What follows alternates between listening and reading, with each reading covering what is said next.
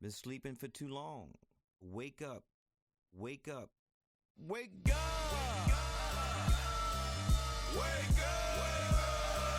I see the sunshine gazing through the window pane. Blazing like endo flame. It's time to wake up. Come to your senses, man. Snow is all around you, but you don't play in the winter game. Cartridges surround you, but you ain't playing Nintendo games. Load them up.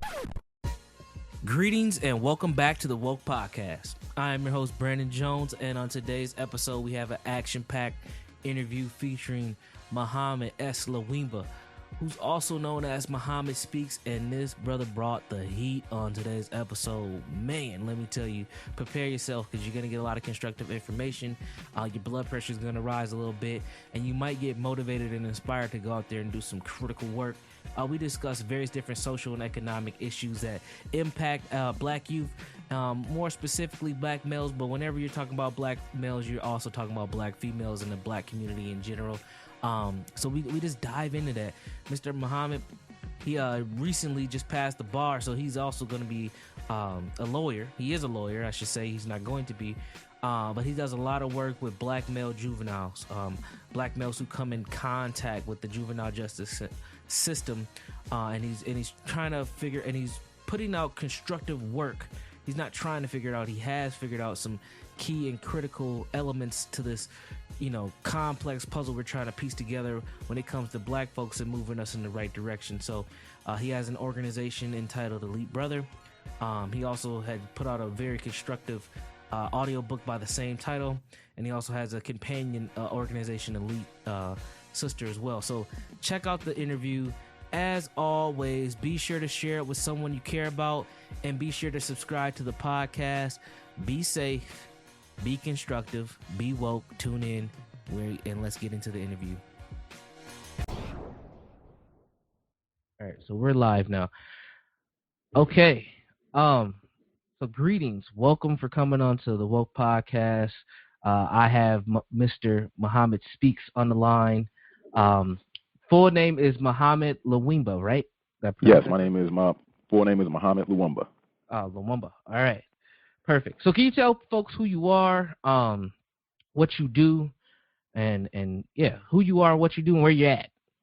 Okay, my name is Mohammed Lawimba. I am in Atlanta, Georgia. I'm a recently barred attorney, passed the July bar. I got my results back in October. Awesome. I'll be getting sworn in actually December 28th. And basically, currently I do case management at a particular juvenile facility down here for the Department of Juvenile Justice. But mainly my work in the community consists of building black boys into black men via my organization, Elite Brother, Inc., and our Don't Go to Prison initiative. So really what I do is once these young brothers get out of juvenile, what I do is try to help them transition into productive citizens in society, and we try to go around to different schools and different college campuses and let these youth give their experiences to other youth about how easy it was for them to get in trouble, how hard it was for them to get out of it, their experiences in the juvenile facility, and we try to approach the juvenile justice system and this epidemic of incarceration amongst black male and female youth holistically. The main thing we try to do is when they get out is give them opportunities to make money legitimately, and not just have them get out and learn how to fill out a job application and get a job, but have them get out and learn some skills where they can make their own money and be entrepreneurs, because I really believe that economic empowerment is one of the main keys to uplifting our community in all areas, socially, politically, economically, and morally, because a lot of these young men and women in these juvenile facilities, 90% of their crimes are economic crimes.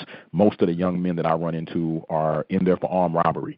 Rarely do I see a young brother incarcerated in juvenile for murder or for rape or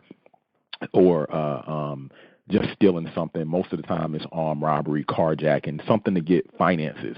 And a lot of times it's because they don't have the wherewithal to get money in a legitimate way, because they aren't in contact with people that have diverse means of income, because a lot of times brothers that do quote unquote make it out of the hood or whatever and find different ways to make money don't go back and teach these young guys. So what I try to do is, with my programs in the juvenile facilities and high schools and in the community, is teach them alternative ways to get money that's going to keep them out of the juvenile system and incarceration in general.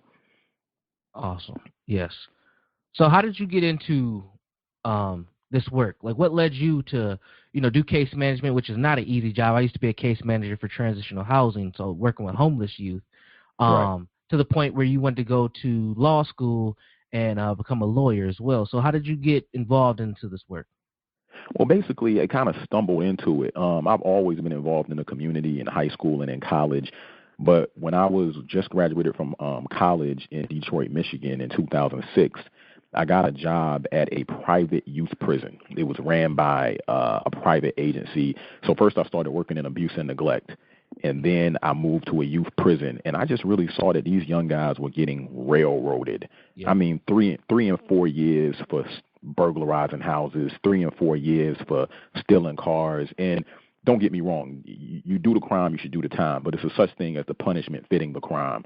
And so a lot of times these guys were getting incarcerated and getting these long sentences simply because they didn't have good attorneys. They didn't have good representation. And even where I'm currently employed, I work in the city of Atlanta, but most of these guys that are incarcerated at my job and in adult prisons throughout the country aren't from big cities. They're from these small towns like LaGrange, Georgia, Forsyth, Georgia, Bainbridge, Georgia, where they have one juvenile judge, one public defender, one prosecutor. They're all white, and there's really no oversight. So these small towns are a feeder system for young black males going into the juvenile justice system and eventually going to adult prison. And what I found with a lot of these youth, it's not that they're dumb. It's not that they are just bad people. A lot of them just don't have positive role models. And because youth want positive role models. And the reason why I know that is I can sit there and point in the youth face and cuss them out and tell them to pull your pants up and do the right thing. And they'll say, yes, Mr. Muhammad, you're right. And they won't say anything disrespectful to me. And the reason why is because they don't want to disappoint me. And I found with a lot of these youth, the reason why they're dropping out of school, the reason why they're making bad grades is because, like when I was growing up, I knew if I made bad grades, people were going to be disappointed. Mom was going to be disappointed. Dad was going to be disappointed. Uncles, aunts, big sisters, big brothers. But they don't care about making bad grades. They don't care about getting suspended from school because nobody's going to be disappointed because mom is working, dad isn't in the home, big brother's out doing the same thing they're doing or incarcerated. So once these youth have someone that they feel cares about them and someone that they know is going to be disappointed if they aren't productive, it gives them some positive reinforcement to do something positive. And so what I try to do is be that positive male role model and let them know, hey, you don't have to be a basketball player. You don't have to be a rapper. You don't have to sell drugs to be a positive person. And when you start showing these youth alternative ways to make money, they jump on it. And I tell them all the time, the only difference between them and a Mark Zuckerberg who founded Facebook is that Mark Zuckerberg's parents had the wherewithal to put him in coding classes when he was in high school and in elementary school. Right. So if these kids had someone to put them in coding classes when they're in high school and elementary school, or had someone teaching them about the stock market in high school and elementary school, they would be trying to pursue finances that way. But because they don't have anyone teaching them that, and white supremacy weaponizes everything, including the media, which I think has been the best and most effective weapon against the disenfranchisement of black youth. All they see in the media, they don't see brothers like you on TV. They don't see brothers like me on TV. They see drug dealers, basketball players, and if they don't see drug dealers and basketball players, if they do see a positive brother that's doing right, he's either whitewashed or Uncle Tom or married to a white woman. And so a lot of times these brothers say, okay, I don't want to be any of that, and if I can't be a basketball player, if I can't be a rapper, what can I do right now to emulate the only ways I see I can get money? That's go to the street. And so my job right now is to meet the youth where they are. Like a lot of these youth are in gangs and whatnot, and I found that the gang structure can actually be used to help the youth if used correctly.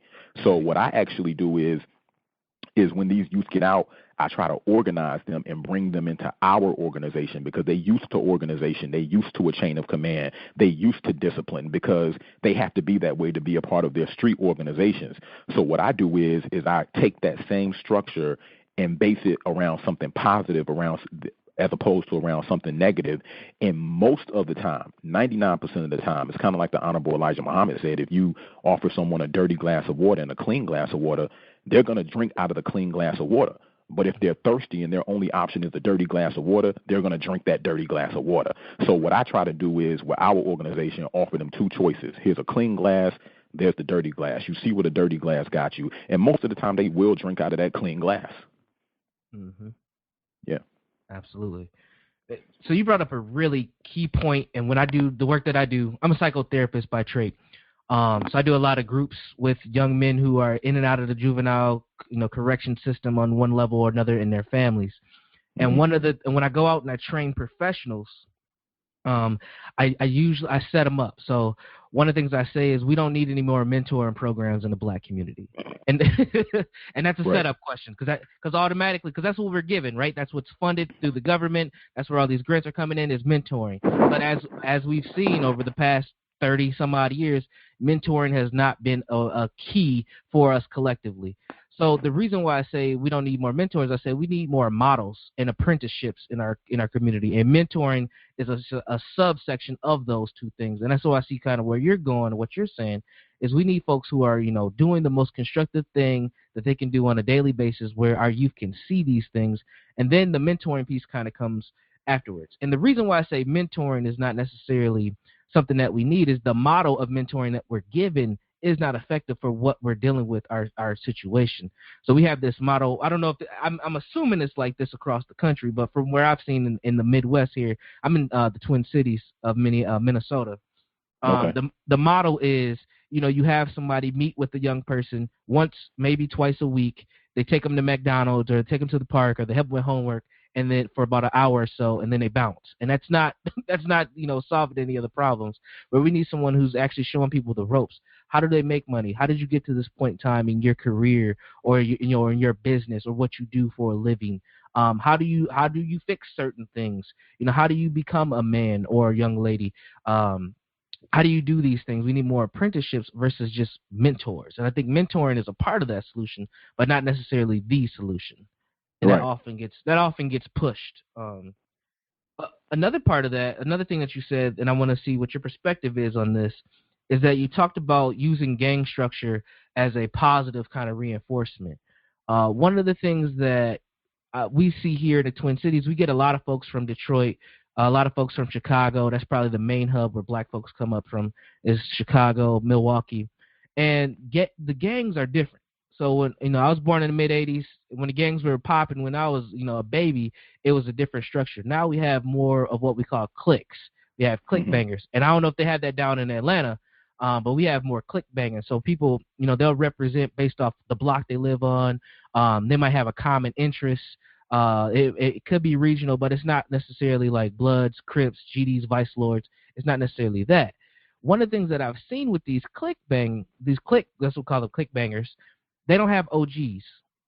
It's a bunch of young dudes just out here hungry, doing whatever they need to do to survive together. And they see each other as brothers, and they built a collective, a family, but they don't have any type of OGs providing any guidance. And I remember back when I was young and being recruited to be in gangs and stuff, OGs, even though we were doing stuff that we probably shouldn't have been doing, OGs were still giving us game. They were giving us constructive information. Go to school. If you are going to be out here doing this, at least get your, graduate from high school at least. What do you see that as an issue? Is no OGs, no guidance, no older people really helping young folks who are involved in criminal or gang activity, kind of showing them the ropes of life? Well, you're right. I'm from Atlanta, but I grew up in Detroit. I went to high school and college in Detroit. And you're right, it's really a clique thing, but it all goes back to white supremacy weaponizing everything. And let me tell you why I say that. When I moved to Detroit in '96 from Atlanta, there were no gangs in Atlanta. We weren't known as a city with Crips, Bloods, GDs, Vice Lords, and all of that. There were really no gangs in Detroit when I moved to Detroit. You had crews from different neighborhoods. Right. Now in Atlanta, you got a lot of Bloods, you got a lot of GDs. Same thing with Detroit. That's why when I say white supremacy weaponizes everything, that's what I mean. You see the rise of these gangs in these cities where gangs aren't traditional. And when I say traditional, I'm talking about outside of Chicago and L.A. Right. You see a rise of it in really 2005, 2006, when gang banging rap became big. The Source magazine did a cover magazine with the game on the cover called the rise of the Bloods. Next thing you know is blood sets everywhere. All over the South, all over the East Coast. New York didn't traditionally have gangs until after the East Coast West Coast beef with the rappers on the West Coast. And so now you have all these gangs in all these different cities that don't know the traditional background of the gang culture in the Chicago or the gang culture in the LA. And so now you have all these kids that are saying that they're gang members and emulating what they think a gangster is supposed to do. Right. And they don't have any older people telling them, say, hey, go to school or try to organize or try to be, the best person that you can be. Their so-called OGs are 15, 16-year-olds just like them. Right. And another thing about that is I really believe strongly that a lot of the people in these so-called gangs are agents that are put into black communities to cause dissent, put into black communities to cause criminal activity. I tell the guys at my facility where I work all the time, you watch that guy in your neighborhood that's always got something bad for you to do, always want to put you on to selling drugs, always robbing, always in the street, but he don't never seem to go to jail. That's a cop. Yep.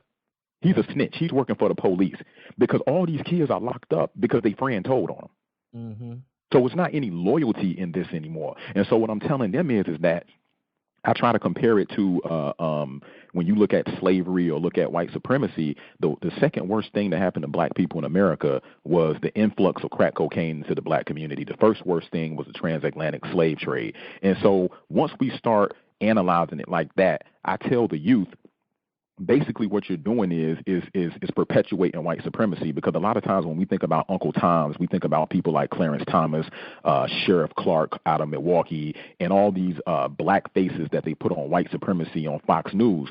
But Uncle Toms are also these people that are tearing down the black community, the drug dealers and the gangbangers and the robbers and the rapists that happen to be black. But because the media portrays them as part of the indigenous black social construct, we don't look at them as Uncle Toms.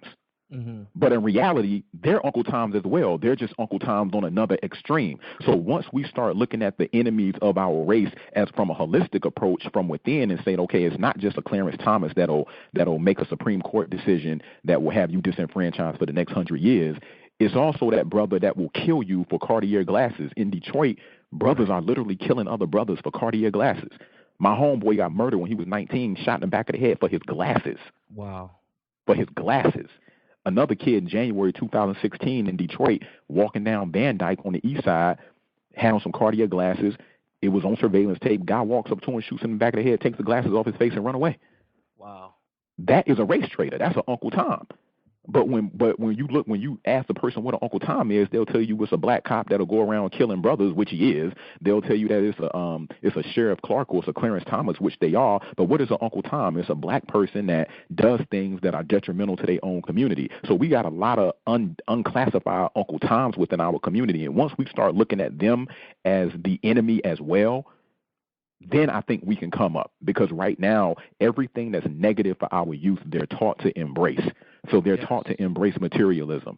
They're taught to spend money instead of save money. They're taught to have sex with as many women as they can because that makes you a man, which is why HIV is so rampant in our community. So everything that is counterproductive for our youth, the media teaches them to embrace. I mean, just look at the most popular shows in Black America: Empire, Love and Hip Hop, where black women are objectified, and the black women in those shows base a man's standing in society based on how much money he has, and the men just dog sisters, and they talk about pimping and sleeping with as many women as they can, or and it's just a combative relationship between black men and black women on these shows. But these are the shows that our youth are watching. It's not like when me and you were growing up where we had shows like Family Matters, Cosby Show, A Different World, Boy Meets World, Family Ties. We had all these black shows that showed positive images of black people, and those were the most popular shows on TV when we were growing up.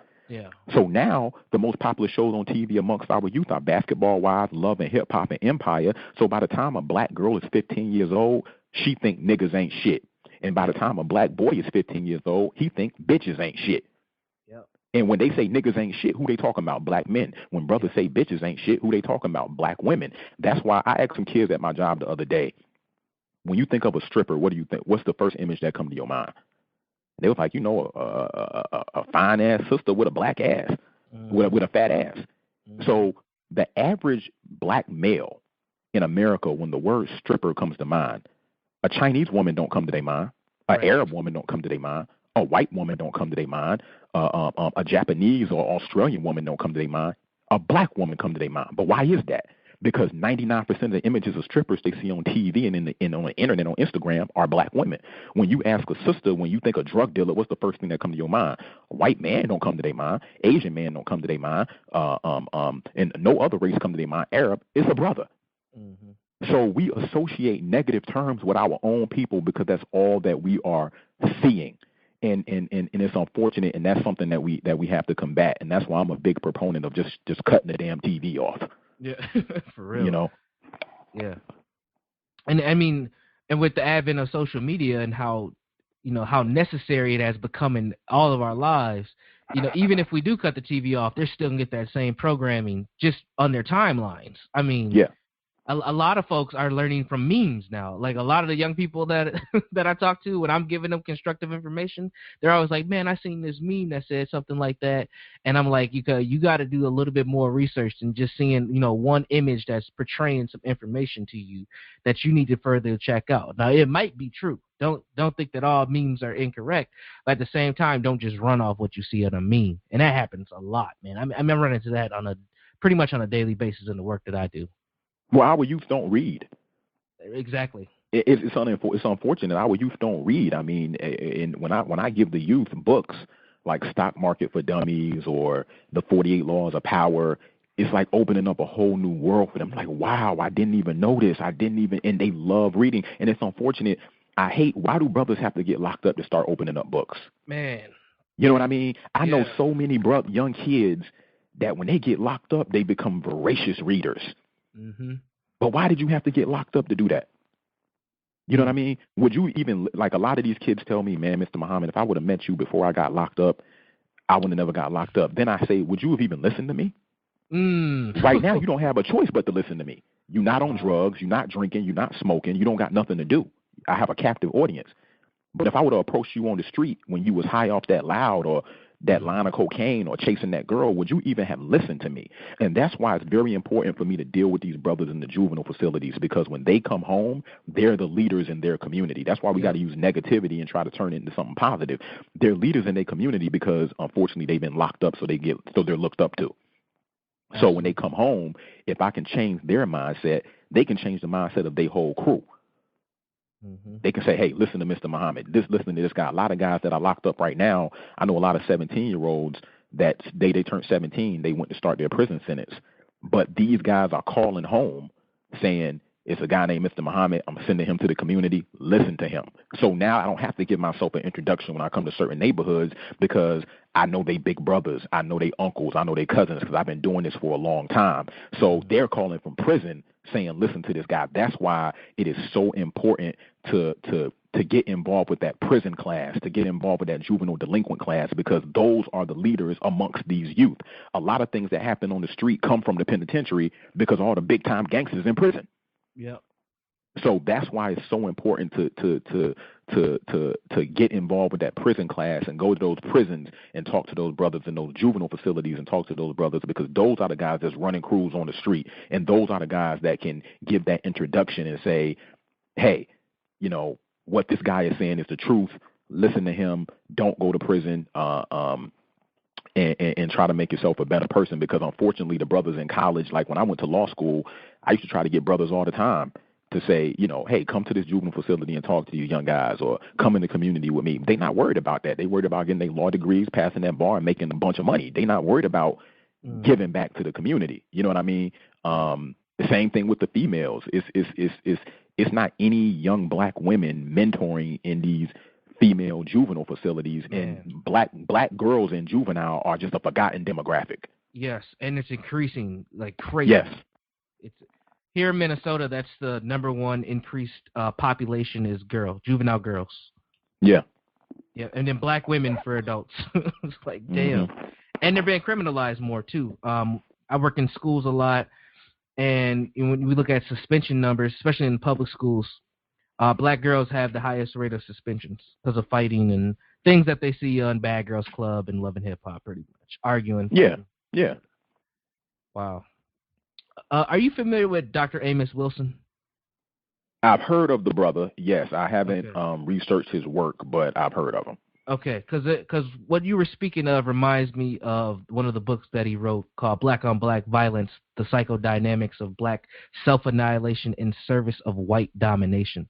And this you know, pretty much the first chapter of the book talks about kind of what you were saying about the social political necessity of black criminality and how it's necessary for this American system to keep rolling for black folks to be criminalized.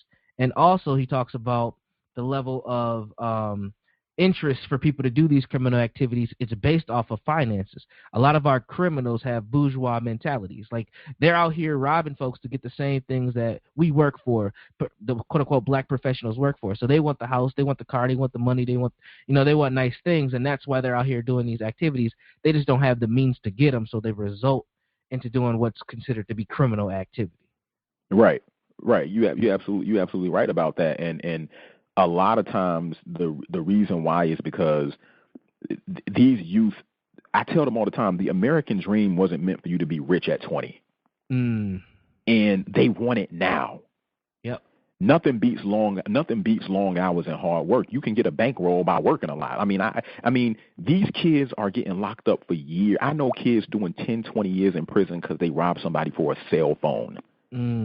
Wow. Now, what type of self-esteem do you have to have? It has to be so low to where you're willing to risk 10, 20 years of your life just so you can be seen with the iPhone, or just so you can be seen with a pair of Cartier glasses. Because I got kids at my job. I robbed somebody and I got $1,000. And how much time you get? I got a year locked up in juvenile for robbing somebody. Okay, you got a year, and you lucky they dropped you down to juvenile because they can charge you as an adult for that.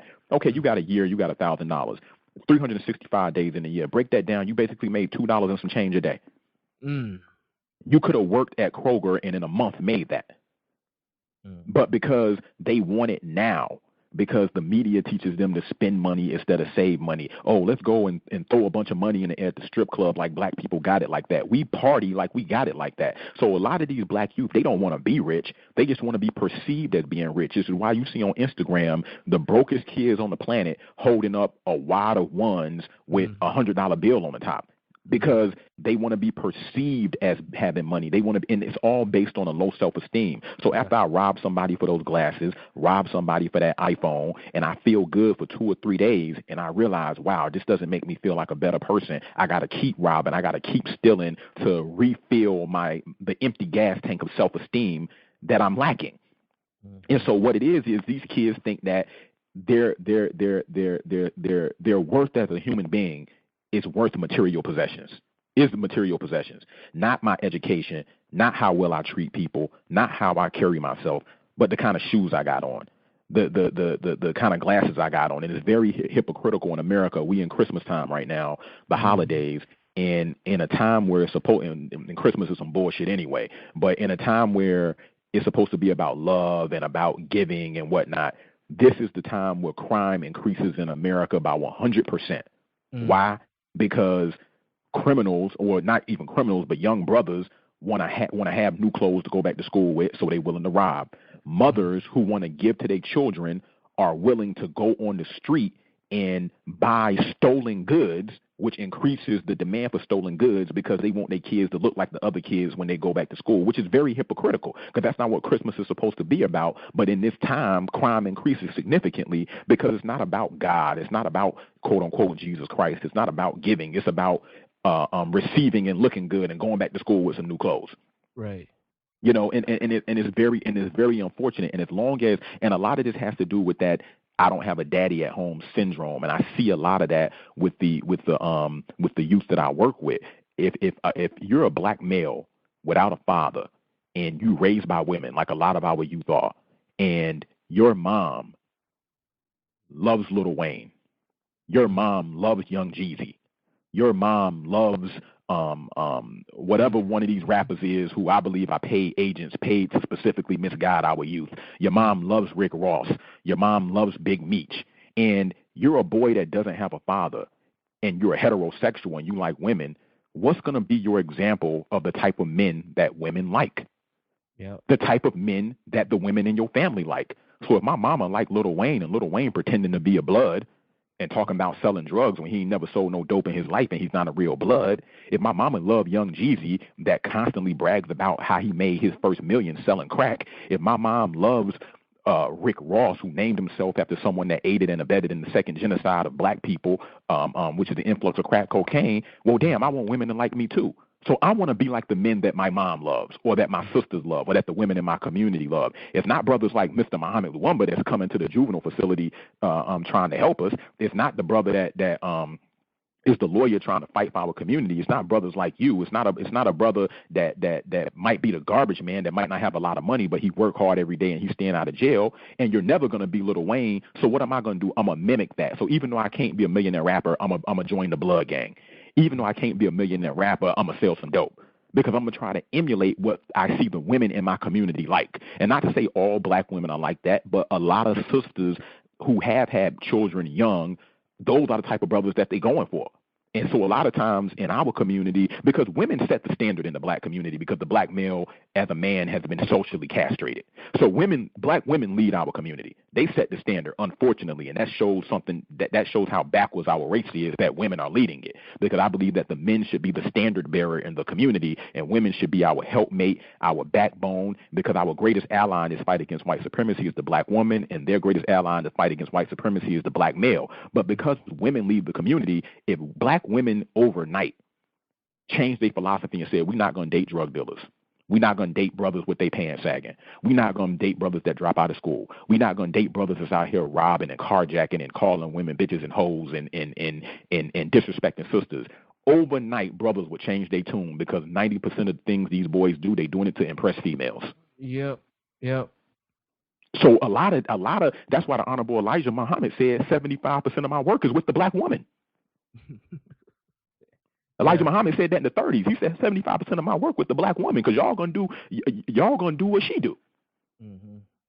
You know what I mean? So we have to approach this from a holistic approach. Then on the flip side, why do sisters love drug dealers so much? Not all, but a significant amount. Why are so many sisters going after the pimps or the brothers in the street getting money? It goes back to what I said, economics. Even though these brothers are negative and they doing something counterproductive, they're offering an economic foundation. Mm-hmm.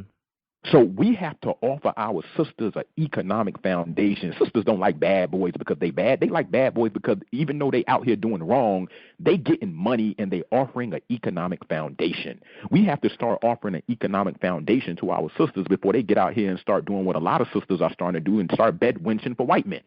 You know what I mean? Because the white man is going to offer that economic foundation. Mm-hmm. So we have to offer an economic foundation, not just for the sisters, but for the young brothers. That's why I'm so focused on getting money. That's why I own several businesses. That's one of the reasons I became a lawyer, not just to get brothers out of jail, but to get money, to show these youth, yeah, you like the shoes I got on, you like the watch I got on, you like the car I drive. Let me show you how I did it. And I didn't do it by selling no dope. Yeah.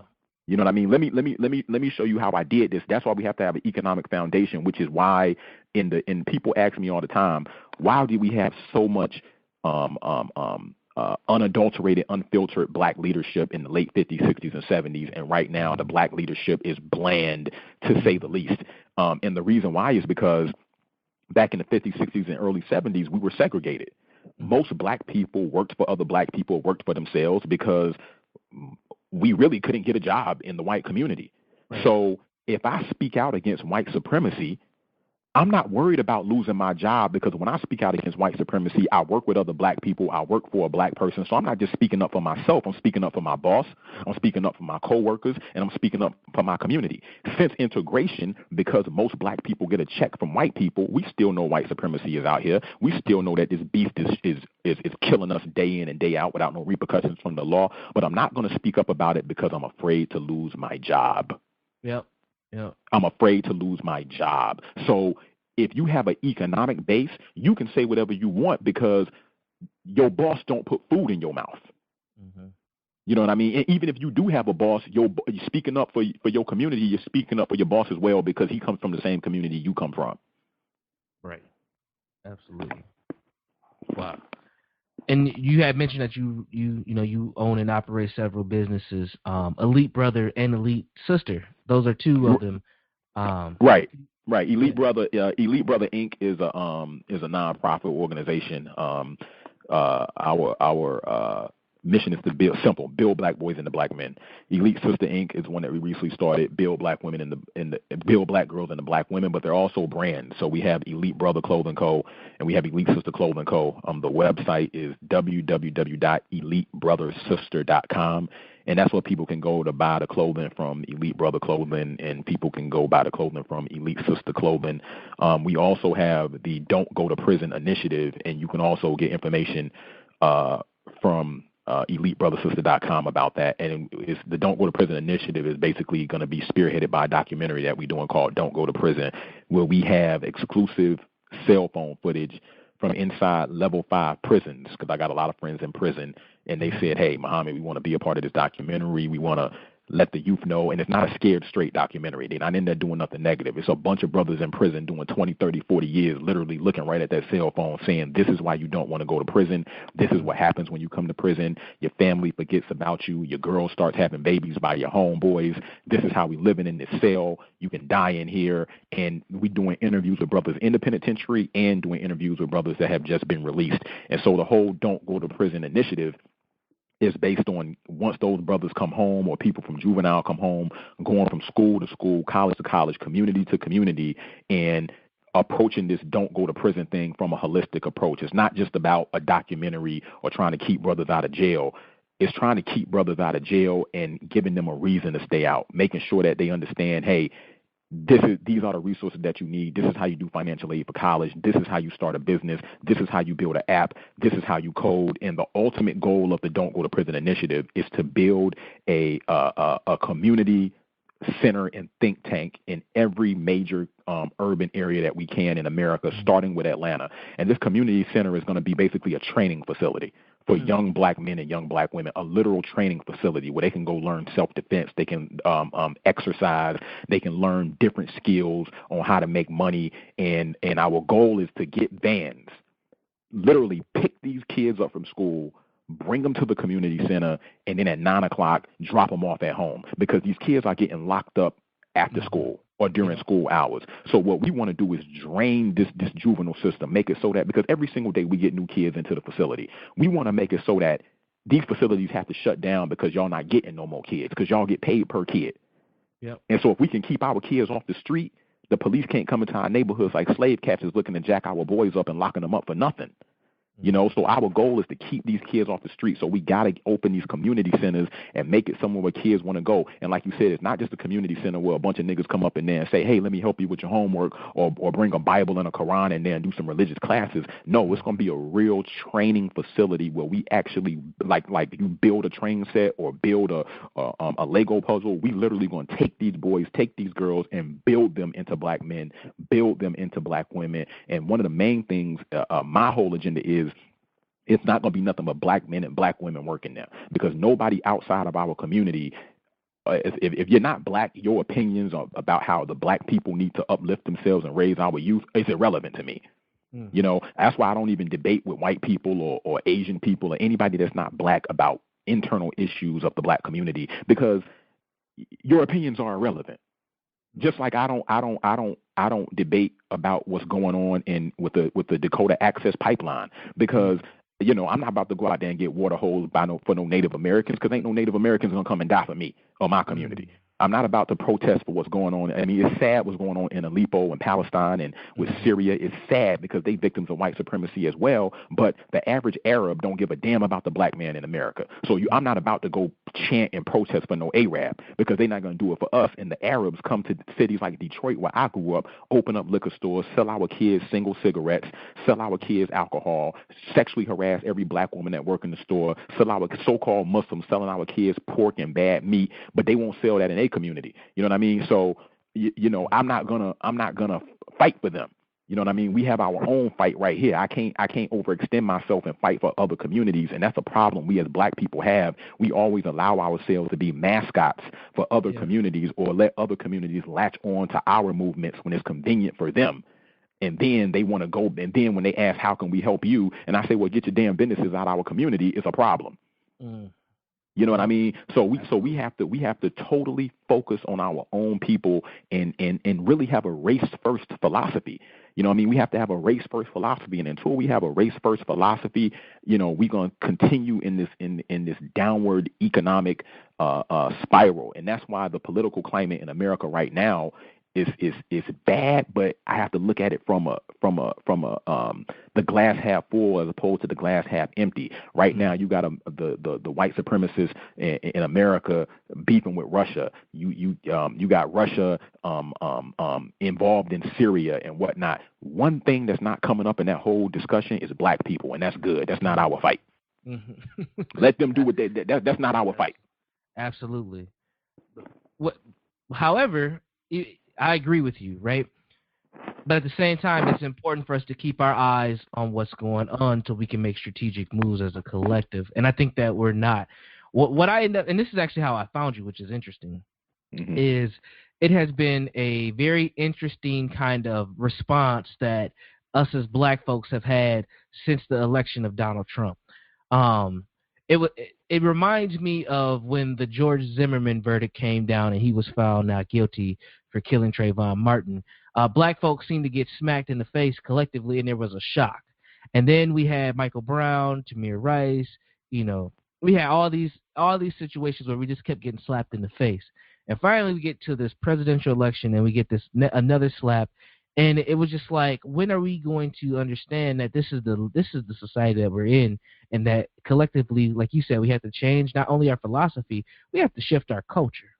And then I found you because you were speaking to this through one of your audio essays on SoundCloud. Musa Ali, he had posted it on Facebook. So I was like, who's this? He had shouted you out. So I checked it out, and I thought that you know, the things that you were bringing up are very important. Could you speak towards, you know, what should we expect here the next couple of weeks as President Obama gets ushered out and we have this new regime of Donald Trump? What should black folks be paying attention to? What should we be focusing on, and how should we be conducting ourselves? Well, I don't think it's going to be a significant change for black people. I mean, the same thing that happened under Obama is probably going to be the same thing that happened under Donald Trump. I think that, you know, and like I said in my audio essay in regards to a 10-step plan that black people need to approach in regards to Donald Trump getting elected, I don't think people realize how revolutionary his campaign was, because white supremacy is revolutionary in that it's able to mutate and change based on the times. It doesn't stay the same. You know, it mutates, it changes, and so you look at a state like Ohio that haven't voted Republican in 4 or 5 decades. You look at a state like Michigan that haven't voted Republican in the past 25, 30 years. You look at a state like Pennsylvania, Wisconsin, states that never vote Republican or haven't in the last 25, 30 years, that was supposed to be Hillary Clinton's so-called blue wall of fire. He literally flipped Democratic states into Republican states. Now, how did he do that?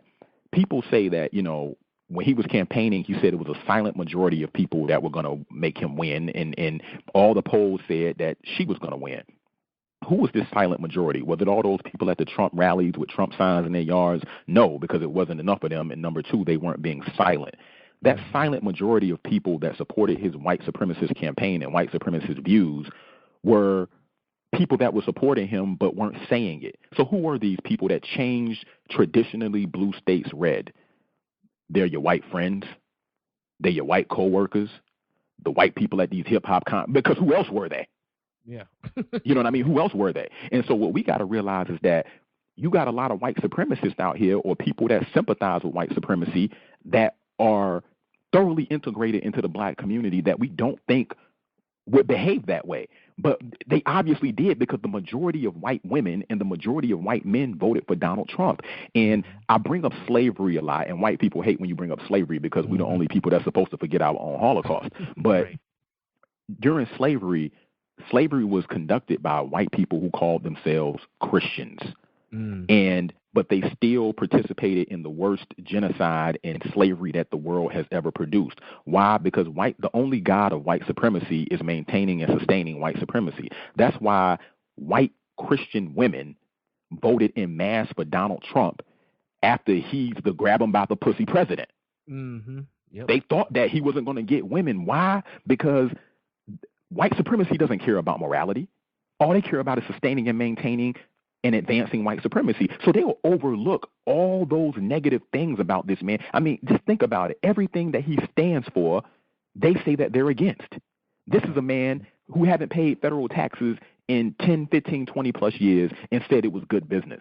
This is a man who talks about grabbing women by the quote unquote pussy. This is a man who said that I could shoot somebody in the middle of Manhattan and I wouldn't lose any supporters. This is a man who started the lie that Barack Obama wasn't born in America simply because he's black. He was a birther. You know what I mean? White people overlooked all of that because they don't care about his faults. They don't care about his shortcomings. They don't care about the fact that he's not qualified.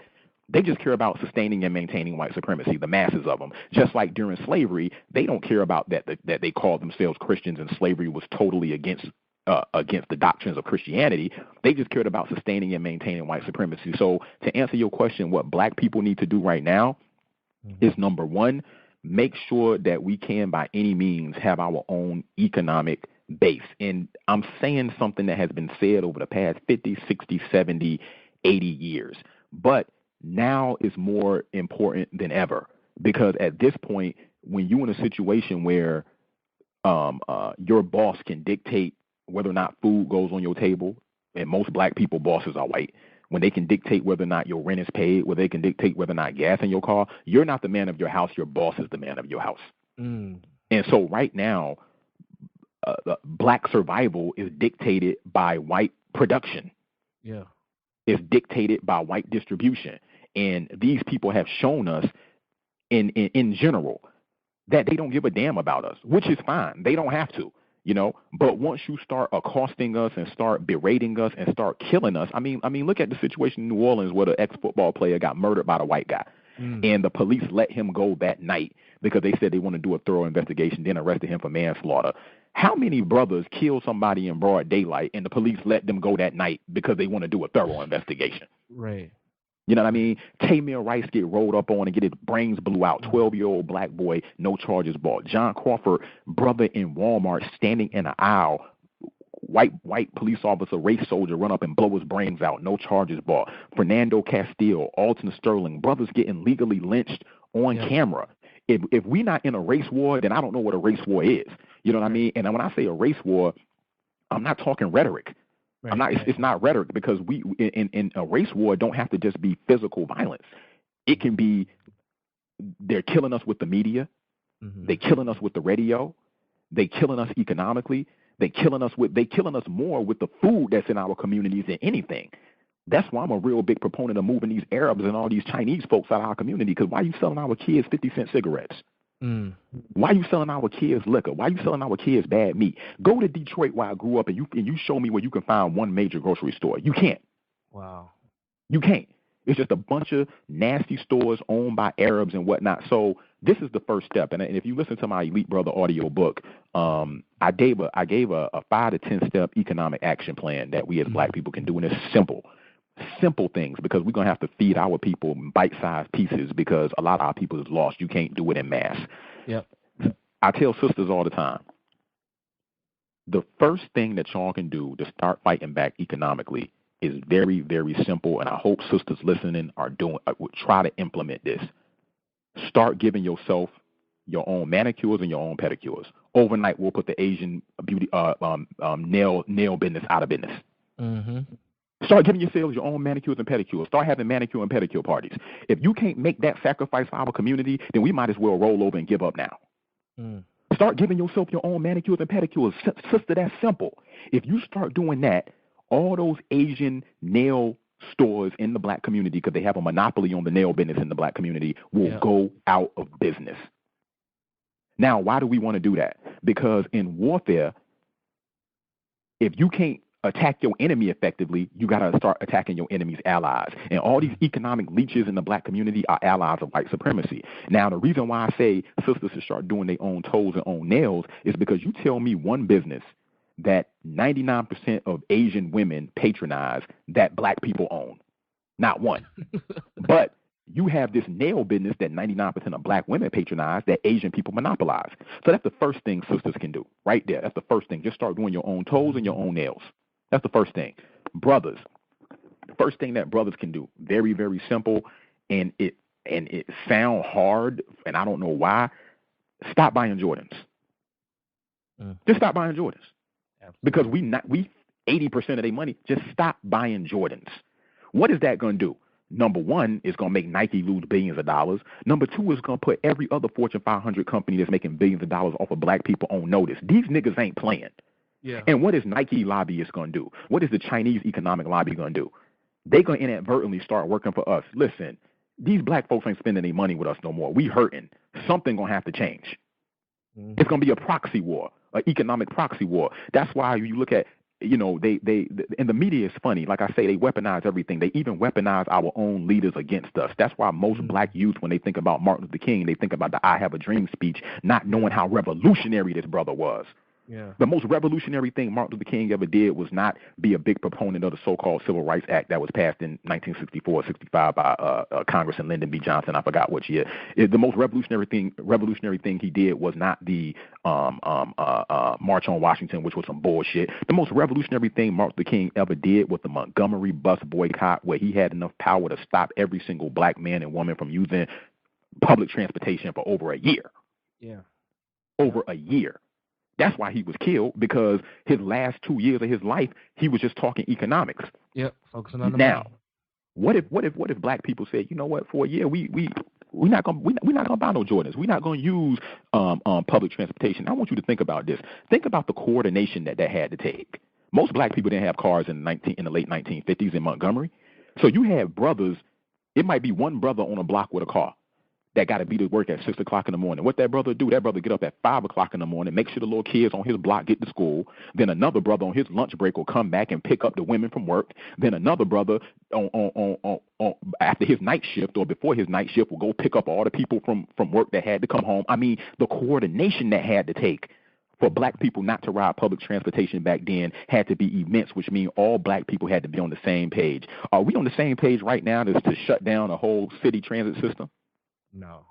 You see what I'm saying? But why were we on the same page back then? Because the white supremacy was blatant in our face. The media wasn't there today. You didn't have a bunch of our kids watching TV, and they think because they see Kanye West and his white whore Kim Kardashian that's screwed everything that's not screwed down together that we can all get along. The fact of the matter is, brother, we can't get along. We can't get along. You know what I mean?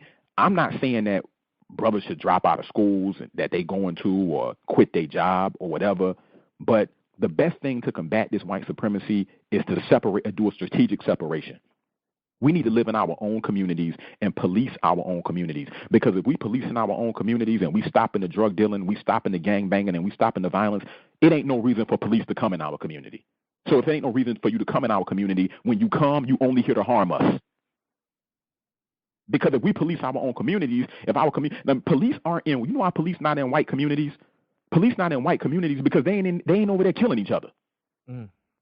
Police not in white communities because they ain't got a dope house set up with 50 cars coming. But they might have a dope house, but they don't run them like we run them.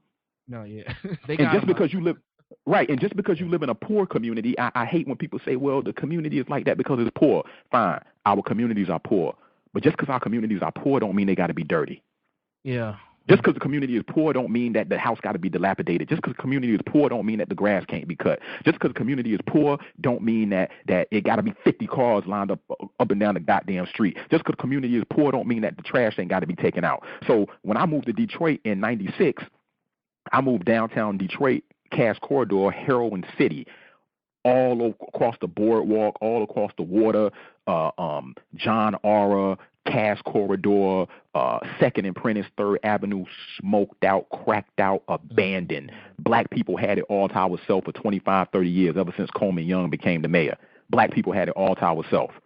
Now, that whole area, $1 million houses, $1 million condos. It looks drop dead gorgeous. It's beautiful. We complaining saying gentrification, but you can't gentrify something when you own it. Right.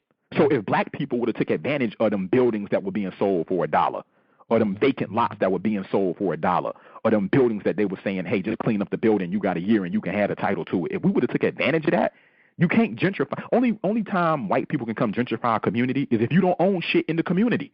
Right. That's how they come and buy up everything. But if you own it, they can't gentrify it. So we had all this prime real estate downtown for 25, 30 years, didn't do nothing with it. Now white folks come down there and buying buildings for $50 and reinvesting in them and opening up $1 million condos and $500,000 lofts, and we mad about it. It's just been sitting there. Mm-hmm. You can't gentrify something when we own it. So that's the main thing. We have to separate ourselves and own our own communities. That's how we're going to combat this Donald Trump thing, because we can't get along with these people. When you got white folks that can blow black people brains out, can follow black boys home, and like a Trayvon Martin. Trayvon Martin did everything he was supposed to do when he was walking home. He said, why are you following me? He kept walking. He got on the phone and called somebody. He said, I'm being followed. He tried to run away. The man chased him, grabbed him. He turned around, defended himself, beat George Zimmerman ass because George Zimmerman couldn't take an ass whooping. He killed him. Trayvon Martin didn't do nothing wrong. But an all-white jury, and that's another thing, these prosecutions, they are part of white supremacy too, because prosecutions are got all the resources necessary, and these people. I went to law school. I'm a lawyer. They got all the resources. They specialize in putting people in jail. But you telling me you can't pick a jury that's going to put Walter Scott in jail that murdered a black man on camera and shot him in the back? It's a mistrial, and the only black man on the jury get a felony charge dropped during the trial, a homosexual black male that's moist, that's going all over TV talking about it was manslaughter, it was this. See, stuff like that is what we got to look at. We are in a system that's totally dominated by white supremacy, and that's why I use that word. Now, are we gonna let that stop us? No. But what we need to do is thorough organizing and look at what's worked, whether or not you a Muslim or not, whether or not you agree with a social philosophy or religious philosophy or not. The Nation of Islam gave us the blueprint. To this day, they still the biggest black enterprise in the world. Marcus Garvey gave us the blueprint. They each had a piece. Nation of Islam, the economic blueprint. Marcus Garvey, the Black Pride blueprint. And Nation of Islam, Black Pride blueprint. Black Panthers, the military blueprint. To defend ourselves, protect our own communities. You know what I mean? And that's what we have. And that's what we have to do. And until we do that, you know, we're gonna be in this same state. Because right now, as black men, we in general, we're not men. In general, the black male is a poor excuse for a man in general, because we can't provide for our families.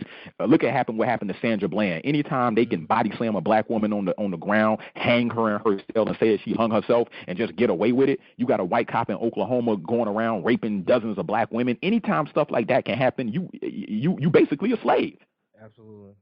You know what I mean? So that's what we have to do, and we need brothers out here that's not afraid. See, I'm not afraid. I'm not scared of shit. That's why I don't. Most of my homeboys, I could probably be a lot further along in life than I am right now. I'm cut from the cloth where I could be a nigga I could have been in the Obama administration. I could have interned for a senator and been a chief of staff, or used my gift of gab and my speaking skills to be a lobbyist, or be that token Negro making $1 million a year in a Fortune 500 company. But all my homeboys is out the penitentiary. Why? Because even though they might not be that educated, I know that they have an open mind and an open heart to community revolution, as opposed to a lot of these brothers who are educated, who did do what they were supposed to do on paper. But what's the point of investing in a young brother and putting him in the best schools, in the best colleges, and educating him and putting a bunch of money in his education just so he can come home and reinvest himself in the white community by marrying a white woman?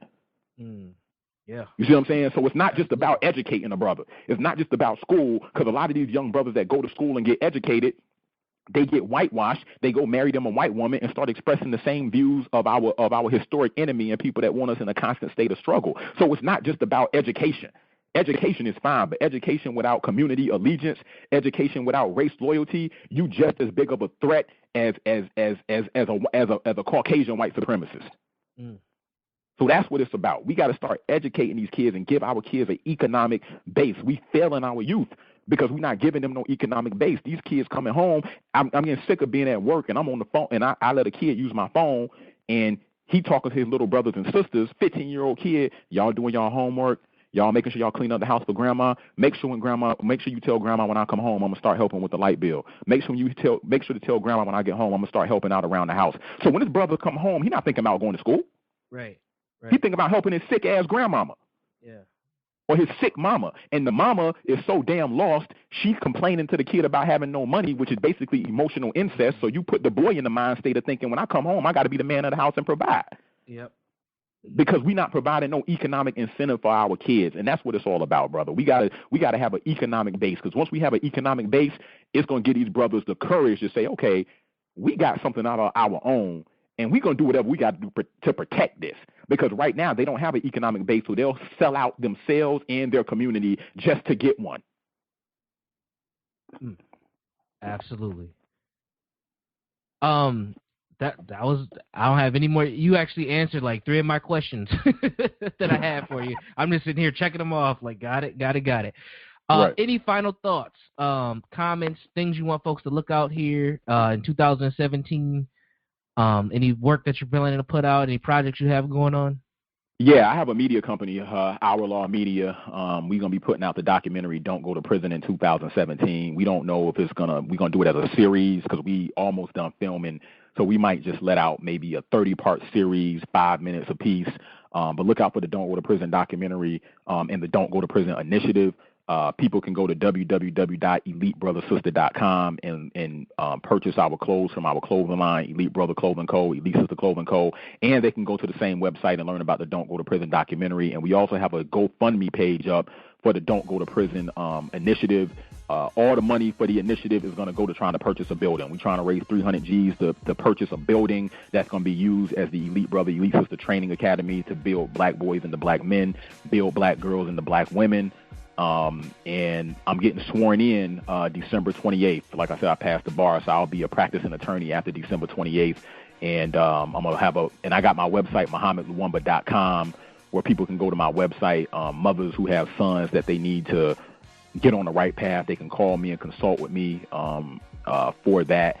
And lastly, just my social media, at Elite Brother Mo is my Instagram, at Elite Brother Mo is my Twitter. And on Facebook, they can just find me at Mohammed Luwumba. And that's about it.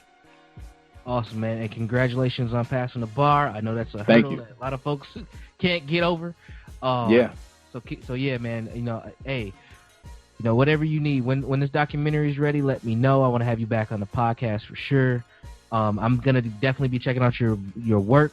And I'm definitely gonna give me one of these Elite Brother crew necks because I need that.